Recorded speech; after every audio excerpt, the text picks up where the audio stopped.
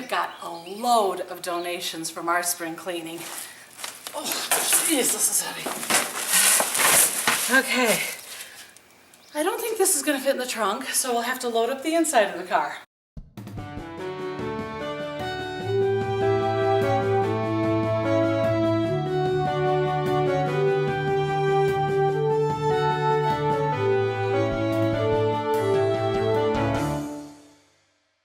Everyone, it's Pam with Organizer AZ911, and today I wanted to talk about the benefits of donating your unneeded, unwanted, or unloved stuff, and also to offer you a way to think a little differently about your items so that you can make the right decision about what is special enough to keep and what is okay to let go of. Okay? Now, the first thing I wanted to talk about is the benefits of donating.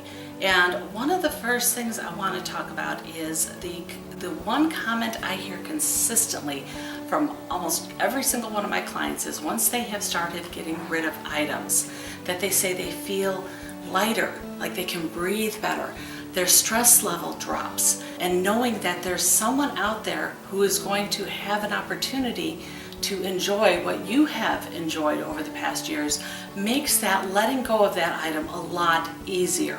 And a lot of my female clients, when they're parting with clothes, let's face it, we women want to hang on to our clothes, we want to have a closet full, but I have found that when women think about donating to women's shelters, for women who have had to leave with just the clothes on their backs, all of a sudden, those items start going in that closet and they thin out, and when they know that it's going to someone else that will really get good use out of it and it would be life-changing for them, it makes it a lot easier to donate. So I want you to keep in mind that there is someone out there who is in desperate need of some of the items you have, and it would be life-changing for them. Okay? So that's one of the benefits of donating. There's a monetary benefit of donating. You can do a tax write-off if you would like. That is also a benefit of donating your items that you no longer need. And then also, like I said, the freeing feeling you will get when you no longer have to dig through items you have to get to what you really want. But let's face it, that donating means you're going to be giving away some of your items, and that a lot of my clients find is difficult. And I want you to keep one thing in mind when you are going through your stuff and trying to figure out what you should keep and what you should let go of. And that is to recognize the difference between the real you and your ideal you. And that is a very important concept to kind of get set in your mind when you're going to organize any area in your home. We hold on to things sometimes because our ideal self thinks we're going to get to it someday. And let me give you an example. When my kids were first born, I gathered up and collected all sorts of scrapbook items. I was going to make the best scrapbooks documenting every second of my children's lives. Okay, that was my ideal self talking. All right, so I had every supply, every stamp, every special cutting tool needed to make the best scrapbooks in the world. But that was my ideal me. My real me was chasing around after 3 kids, all under the age of 5, and not having a spare second to myself to even go to the bathroom by myself or take a shower. Half the days I didn't have enough time to take a shower.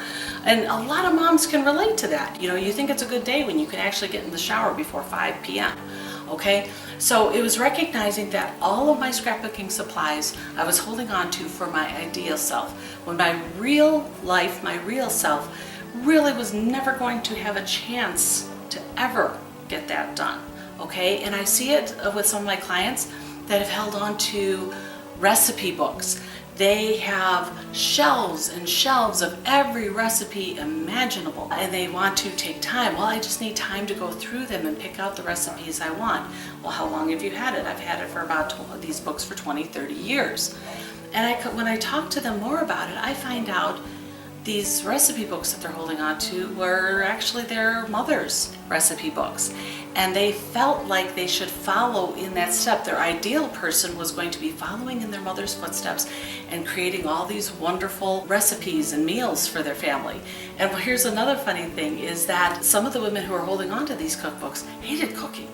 Okay, but they kind of felt an obligation, like they should be fulfilling that ideal role in their head. So every item you look at your home, ask yourself, is this the real me that I'm holding on to this? Or is it for the ideal me? And really, I want to say, get real when you're making that decision, okay? If you're holding on to something that you say, oh, I want to get to someday, if you haven't been able to get to it in the past year, that's life screaming at you that you just don't have time for that. And let it go now and enjoy the fact that someone else can get great use out of it and great joy out of it, because right now your real life doesn't support it. Okay? So recognize the difference between the real you and the ideal you, and you will find that purging the clutter is a lot easier to do, and take great joy in knowing that the items you give away and donate will give someone else great joy who does have time to do it. Okay? I hope this tip helped. If it did, please give it a big old thumbs up, poke that like button below, and if you're new to my channel, please poke that subscribe button as well, and ring the bell too so that you know every time I upload a new video. I'm Pam with Organizer AZ 911. Thanks for watching.